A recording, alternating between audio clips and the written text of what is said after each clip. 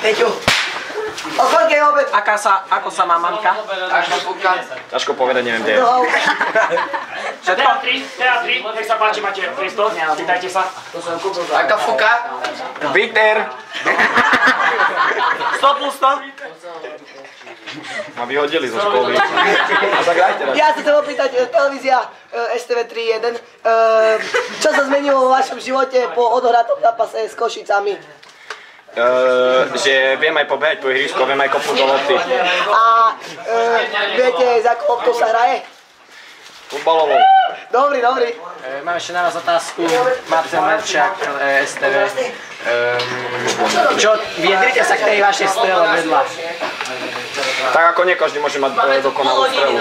Ale napríklad pozrite sa tu na piva. No. On tiež nemôže mať takú dokonalú strelu. Ani ja neviem dobre hrať futbal. Tá milióny idú na účet. Ešte máme prehľadné stredičku Marcel Merčák stále. No tak po tento zápase chystáte sa ukončiť pôsobenie v Bardejove? Tak ako určite nie, keďže je to moje rodné mesto a chcem ho stále reprezentovať. Máte podpísanú zmluvu na ďalej, alebo predĺžili ste ju, alebo ako? To všetko sponzor bombuje.